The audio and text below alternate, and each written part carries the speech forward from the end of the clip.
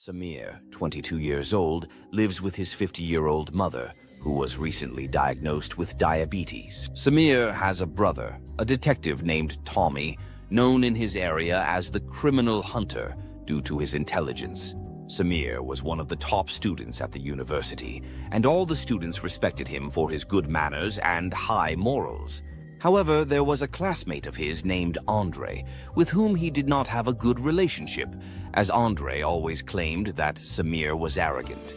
Andre was not diligent in his studies, and his father constantly told him, "Why can't you be like Samir?" This led Andre to harbor resentment towards Samir. Andre decided to put an end to his father's comparisons and came up with a plan to get revenge on Samir. Suddenly, Andre's relationship with Samir improved, but Samir had no idea what Andre was planning or his true intentions. Andre decided to spy on Samir's life and monitor his every move, knowing that Samir had a famous detective brother, so he acted cautiously. Andre also knew that Samir's weakness was his mother, whom he loved dearly.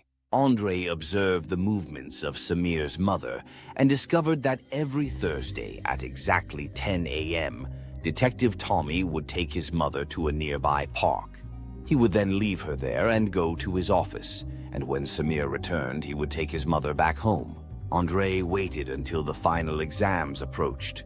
A few days before the exams, he made a reckless decision to kidnap Samir's mother. He instructed two of his gang members to go to the park, kidnap her, and take her to an old house outside the neighborhood. He warned them to be cautious so no one would find out. The purpose of the kidnapping was to distract Samir, making him unable to study and causing him to fail his exams. Indeed, on a Thursday, while Samir's mother was sitting in the park, someone approached her and told her that Samir had invited her to the university for a parents' meeting. She was delighted and got into the car where another person was waiting. They took her to the old house, and she kept asking why she was there. One of them told her, "If you don't keep quiet, we'll make you be quiet another way." She became frightened and remained silent. When Samir returned to pick up his mother from the park, he couldn't find her. He thought that Tommy had taken her to his house, as Tommy sometimes took their mother to his home to see his children. Samir tried calling Tommy, but his phone was switched off. He decided to go to his brother's house himself. When he arrived and knocked on the door, his brother opened it, greeted him, and invited him inside. Tommy's wife welcomed him, as did Tommy's children. But Samir noticed that his mother wasn't there. He turned to his brother and asked, "Why don't I see our mother?" Tommy replied, confused, "Didn't you see her in the park?" Samir responded, "Maybe she noticed I was late and went back home by herself." Samir excused himself from his brother's family and returned home. When he arrived, he was shocked to find that his mother was not there. He tried calling Tommy's phone again, but it was still off. He then remembered they had a landline, and when Tommy answered, he confirmed that their mother wasn't at his house either. The two brothers decided to go back to the park to ask those present if they had seen her. However, their inquiries were in vain. Everyone said they had seen her in the morning, but no one knew where she had gone. They searched the nearby areas and checked the hospitals, asking about her everywhere, but no one had seen her. Meanwhile, Andre was pleased with the success of the first step of his plan. He went to the place where Samir's mother was kidnapped, saw her there, and then returned home so that no one would suspect him. Her condition had deteriorated, but he didn't care. He didn't realize how serious her condition was and that she needed her medication, which she had left in the car. Due to her diabetes and respiratory issues, she fell into a coma. Her condition worsened and her breathing became even more difficult. By morning, someone noticed she wasn't moving and was shocked to discover that she had passed away. They quickly informed Andre, who was stunned. He rushed over, fearing the detective Tommy. Andre and two members of the gang decided to wait until nightfall to take the body to a deserted area and bury it. Indeed, they went at night, buried her, and returned to their home. Andre instructed them to act as if nothing had happened, claiming that they had neither harmed nor tortured her.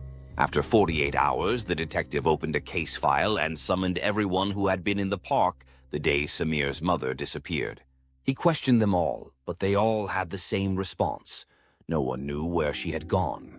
He remembered that there were surveillance cameras in the park, so he decided to obtain all the recordings. He went and got all the footage, and when he returned home at the same time Samir arrived, they opened the recordings.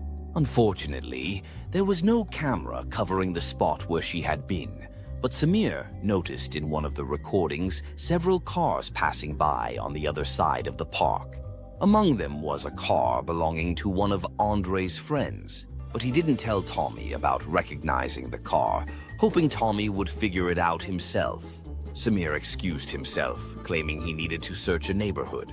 He went to the house of the car owner he had noticed in the footage.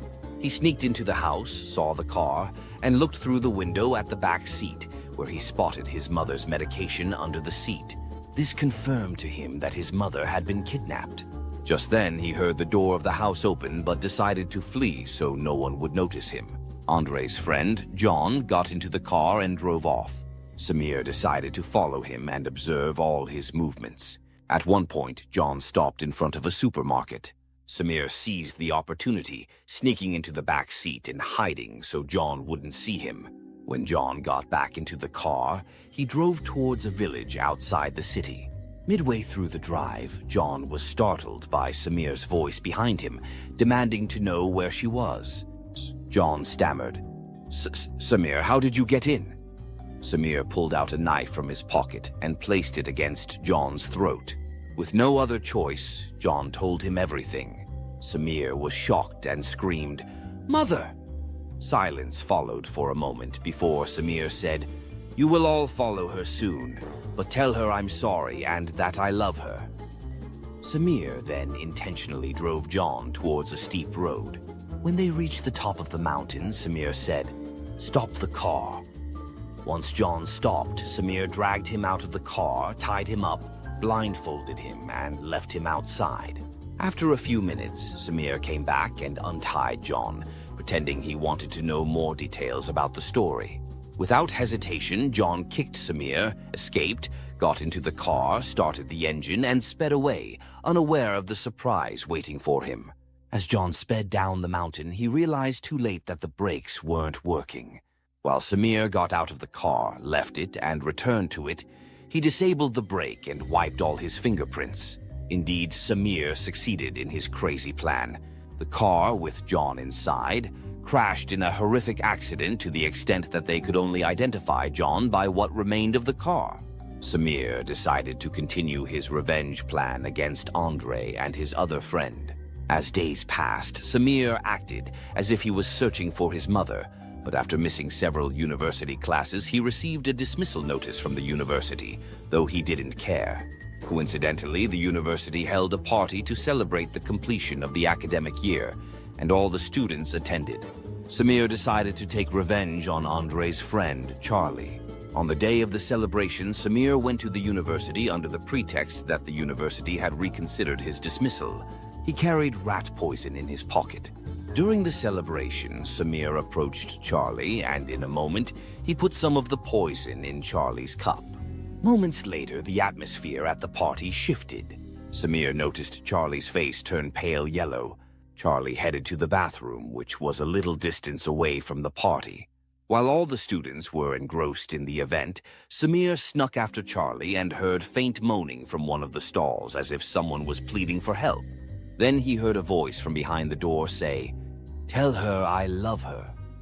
Samir closed the door, and once he was sure Charlie was dead, he unlocked the door from the outside and left, locking it from the inside.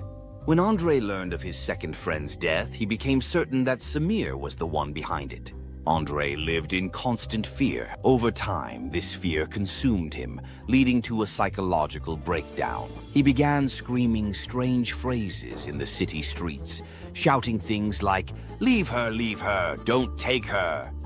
Eventually, Andre's body was found at the outskirts of the city.